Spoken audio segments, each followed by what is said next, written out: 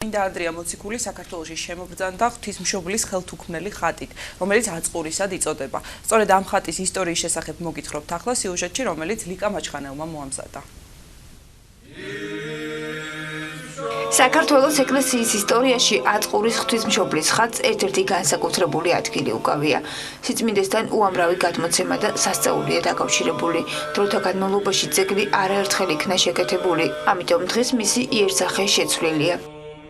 მასზე პირველი ცნობები ქართლის ცხოვრებაშია დაცული, კერძოდ მე-11 საუკუნის ისტორიკოსთან ლეონტი მროველთან იგი ანდრია პირველწოდებულის ქართლში შემოსვლის შესახებ მოგვითხრობს. მოგახსენებათ, რომ როდესაც ღვთისმშობლის წილად ხვდა საქართველოს ქრისტიანობის საქადაგებლად, მაშინ გამოეცხადა მაცხოვარი და მოახსენა, რომ არ იყო ჟამი მისი საქართველოში წაბრძანებისა და მის ნაცვლად უნდა წასულიყო მისი მოციქული ანდრია. მართლაც ღვთისმშობელმა დაიბარა, მოიხმო ანდრია, მან დაიბანა პირი, სახეზე მიიდვა ფიცარი, დაფა, ხის დაფა და მასზე აღიბეჭდა ღვთისმშობლის გამოსახულება ყრმით ხელში, რომელიც გადასცა ანდრიას და გამოატანა ქართლში საქადაგებლად. ანდრია შემოდის ჯერ თავდაპირველად დაოკლარჯეთში, შემდგომ იქიდან გადმოდის დიდ აჭარაში, სადაც დაასვენებს ამ ხატს და აღმოცენდება დიდი წყარო. შემდგომ როდესაც მოხდა დადგა ჟამი ანდრიას წამოსვლისა, დიდი აჭარის მოსახლეობას არ სურდა ხატი გამოეტანებინა თან ანდრიასათვის, ამიტომ ანდრია მოატანინა მეორე დაფა, რომელიც შეაპირისპირა იგივე ზომის ხის დაფა, ხატს და მასზე მեղზეულად გადავიდა ღვთისმშობლის გამოსახულება. თვითონ წამოვიდა სამცხეში. ზადენგორში შეჩერდა, ხატი დაასვენა და ილოცა, რის შედეგადაც ზადენგორში მან დაამხო კერპები. შემდეგ იყო აწყური, ანდრია პირველწოდებული დღევანდელ საკათედრო ტაძართან იდებს ბინას. იმ პერიოდში არტემიდასა და აპოლონის წარმართული ტაძარი გვხვდება. ამ დროს აწყურის ქვეყნის მმართველს ერთადერთი ძე გარდაეცვალა, რომელიც მათი ფეოდალური სახლის მმართველი იყო. სამძივარს ხატის სასწაულმოქმედების შესახებ ადგილობრივმა მოსახლეობამ მოახსენა. მან ანდრია პირველწოდებული იხმოდა დახმარებას თხოვა. წმინდანის ლოცვის შემდეგ სასწაული მოხდა. სამძივარის ძე აღს დგა, რის შემდეგაც აწყურის ქვეყნის მმართველი და მისი განსაგებელი გაქრისტიანდა. ამ დროს შეიქმნა დავა თუ რომელი ღმერთი იყო უპირატესი ამ სასწაულის შემდგომ, აპოლონი და არტემიდა თუ ის ღმერთი, ანდრიას ღმერთი, რომლის ხატიც ასეთ სასწაულებს ახდენდა.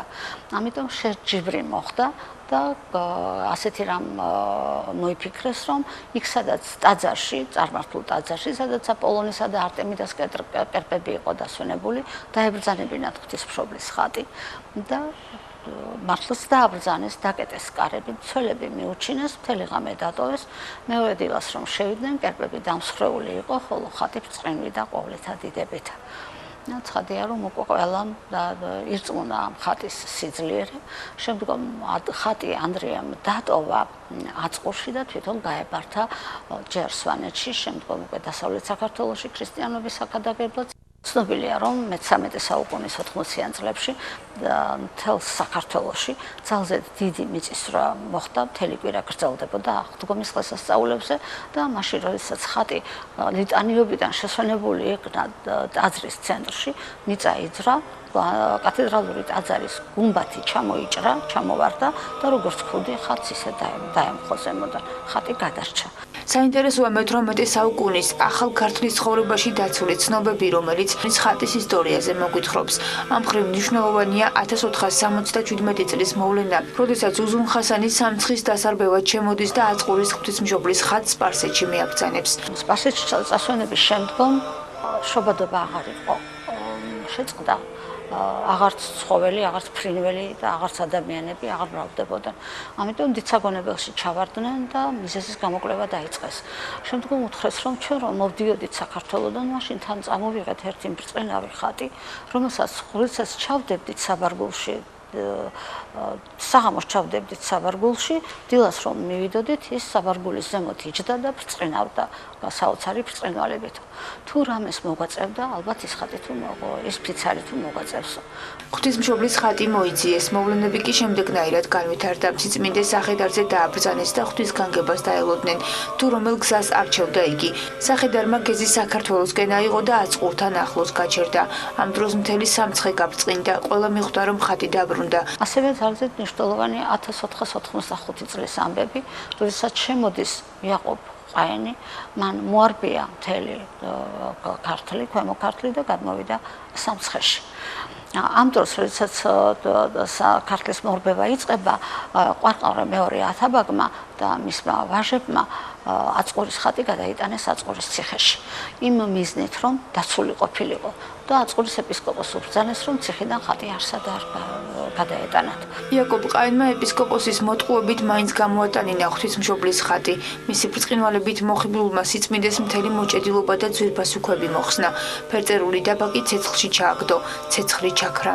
ამ დროს აქ მის ჯარში იყო არა მართლმადიდებელი ქრისტიანი, რომელმაც ეს ხატი ცეცხლიდან ამოიღო, შეახვია ზეწარში და თან ჰქონდა.